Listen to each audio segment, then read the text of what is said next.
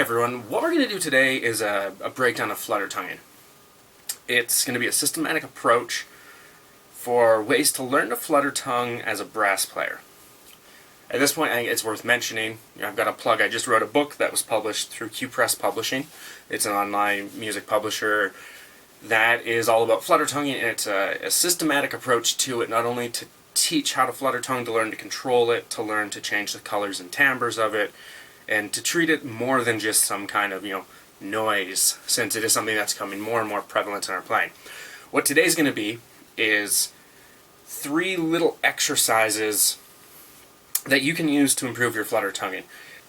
So the introduction to flutter tonguing, you're just going to need a mouthpiece. You can also do this with a mouthpiece rim, right? Something like this. It'll help. It can prove as an intermediate step. So I can't roll my R's. I could never roll my R's. So as a new music player, I had to learn to flutter tongue, and I had to figure out how to do it well. Since I honestly probably flutter tongue more than I double tongue.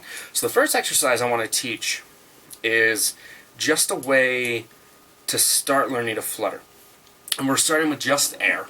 While you do this, I always recommend some kind of monitor for the air. I like to use my hand because it gives temperature feedback instead of just a sheet of paper, which is just moving or not. We can go warm, cold air, change the temperatures. So the first exercise, we're going to focus on just blowing cold air to the hand. It's just really a basic air pattern, right? We're just going to go. And the goal is really fast, really cold air. And I usually do 2 or 3 of these. And we're not tonguing, there's no tongue involved. Okay, you can hear this little forceful burst at the front, and that's really important when we learn to flutter. The next thing we want to do is we want to let the tongue get in the way. And unlike tonguing, we want the tongue to stay at the top of the mouth. The goal is to hold it in place. So you'll have to experiment with vowel shapes inside your mouth. I always relate it back to my normal articulation. I use ta, I try to relate everything to that oral cavity shape. And then when I go in the high range, I use a T, low range toe. But you'll have to do your own discovery to figure out what one works for you. So the next step of the exercise, we place the tongue before we play, behind the teeth, and where your tongue stroke happens. So it's where you say ta, it's where you hit. And then you try to hold it in place while using the same air you just used. So you go, and it's going to sound like that. It's going to be pretty ruckus. And again, use the monitor to try to get some control of it. And we're going for air, and we're going for just some kind of rebound.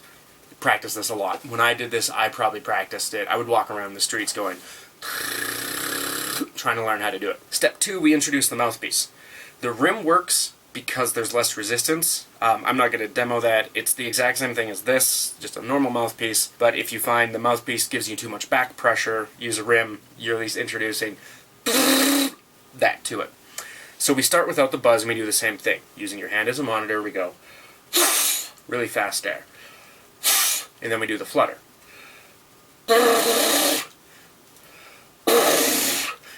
I don't try to buzz. If a buzz happens, it happens. So that's step 1. Just starting to get the buzz. In the book, there's even more exercises that start at this rudimentary of a step before we get on the horn. The next step you would do would be to do this on the horn, add a buzz, etc., etc. Alright, so on to the second exercise. Alright, so the second exercise, and this one's actually not in the book. I do what I call air flutters on the horn, and it'll sound like this. So I'm just practicing flutter tonguing in air. So now that we have this happening, we do it on the horn, and we don't introduce the resistance. And what we want to do is get big, loud, low thing. So I'm not buzzing, that's just the tongue, basically the oscillations. So do that a little bit. And then the next step to that, so remember the goal for this is to gain control of the flutter tongue, is to try to introduce sound while doing that. So we sort of go, and it's going to be messy, it's going to be ugly, doesn't matter. So we go again, start with just the tongue, and try to find sound.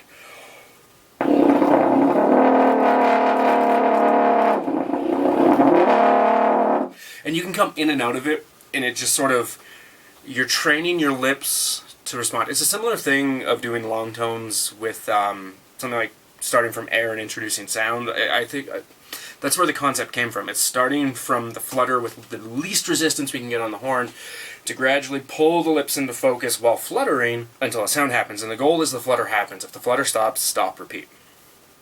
So that's the second exercise. Exercise 3, so before I start this one, I guess a little commentary on it. Fluttering is becoming more important as a skill to control because not only do we get a flutter and really loud stuff going and doing really loud flutter tonguing, we're often left trying to flutter soft passages, doing things. I recently played a work where I had to land on a pretty soft note of a flutter. The book we talk about dynamics and tongue shape and how we can assist to make that happen. That's more than this video could talk about. It's a lot more soft fluttering, but this is a reason fluttering is important. So I like to call this a flutter control, and what we're going to do is start with a flutter and end in sound without a hitch. So the goal is, and you're going to pick your best note when you flutter. If you flutter really well on a C, flutter on a C. Doesn't matter. The important part is to start with a flutter and then remove it. So I'll go something like this.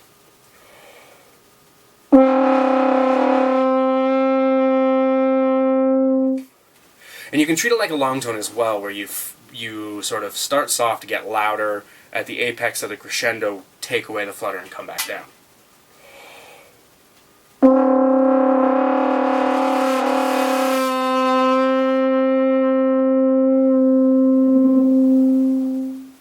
Or do the inverse. Start with a loud flutter, get soft. You understand? And you can do it the other way. The book we talk about the control exercise a lot. So that was just a brief little 3 exercises I use for flutter. There's a blog post that went along with this that talks a little more in detail about these exercises. Yeah, check out the book. Or don't check out the book. Doesn't matter. Like, subscribe, all those fun things. Thanks.